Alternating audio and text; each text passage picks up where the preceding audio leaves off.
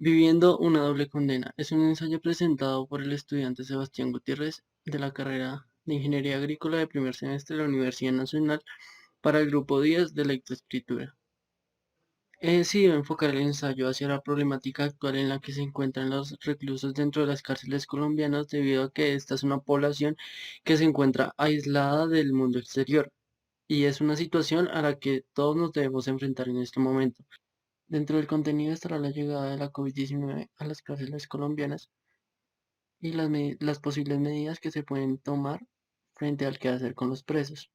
Adicionalmente, vamos a evaluar las medidas tomadas por el gobierno durante la pandemia, poniendo en tela de juicio las medidas de prevención que se tomaron, además del decreto 546, el cual no es suficiente para enfrentar la crisis actual. Igualmente, presentaremos la atención médica que se presta dentro de los centros de reclusión. De esta manera poder apoyar nuestra tesis y generar un foco de atención frente a la problemática de las cárceles a nivel nacional. La llegada de la COVID-19 a los centros penitenciarios. Al presentarse cada vez más casos del virus a nivel nacional, comenzó a surgir incertidumbre dentro de los presos, lo cual se convirtió en amotinamientos a nivel nacional debido al pánico. Incendio en la cárcel La Picota de Bogotá tras un intento de motín de presos que protestaban por las difíciles condiciones sanitarias con las que conviven y la prohibición de recibir visitas y elementos de aseo personal. ¿Cuál es la angustia?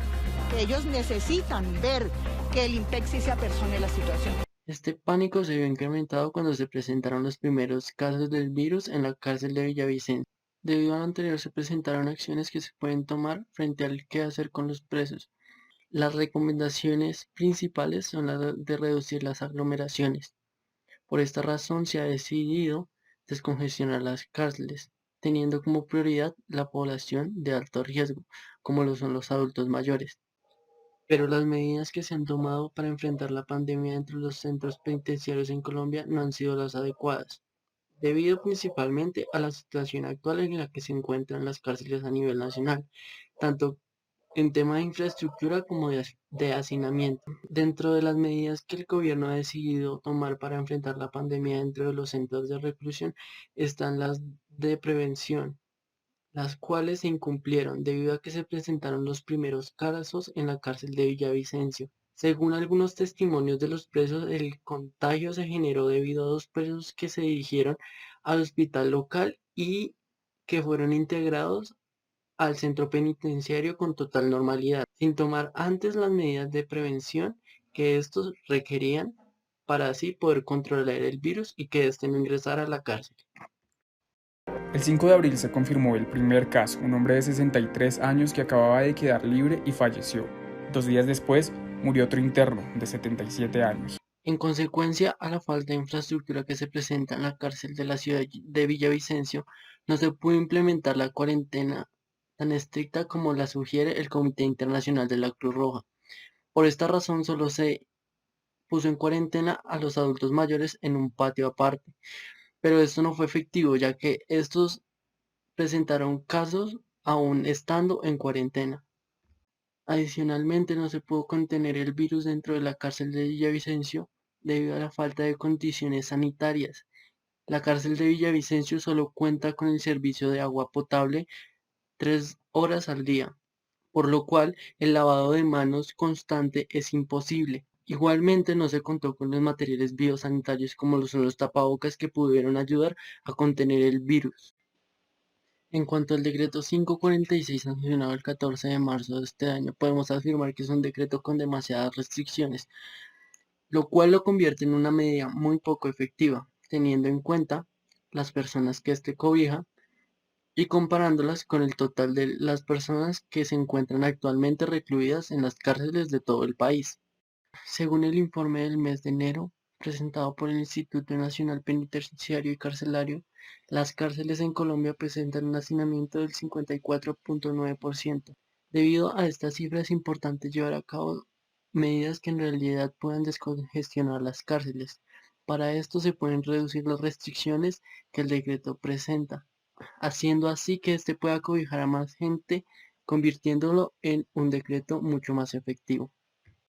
También debemos tener en cuenta la atención médica que se le brinda en la actualidad a los reclusos, debido a que esta no es suficiente, tanto por la falta de recursos biosanitarios como la falta de personal. En la actualidad, el INPEC solo cuenta con 512 enfermeras y auxiliares de enfermería para atender a los más de 117.000 reclusos privados de la libertad. Esto refleja el déficit de atención penitenciaria que se presenta en Colombia. Igualmente debemos tener en cuenta que los derechos humanos se deben cumplir a cabalidad dentro de estos centros penitenciarios, sin importar qué clase de delitos hayan cometido los reclusos. Teniendo en cuenta el incremento exponencial de la COVID dentro de los centros de reclusión a nivel nacional, debemos reevaluar las decisiones y las medidas que se tomaron para contener el virus. Lo principal en este, lo principal que se debe, lo principal que debemos hacer es tener un mayor control de prevención del virus por parte de las cárceles, aumentando lo primero que debemos hacer es tener un mayor control del virus por parte de las cárceles. Para así, lo primero que debemos tener es un mayor control de prevención dentro de las cárceles para así reducir el número de contagiados. Adicionalmente, se les deben proporcionar todos los cuidados médicos necesarios y de esta manera poder disminuir el hacinamiento dentro de las cárceles y poder controlar el virus con mayor facilidad. Se va a acabar mi vida si el COVID no se va de aquí. Me moriré encerrado con mucho sufrimiento.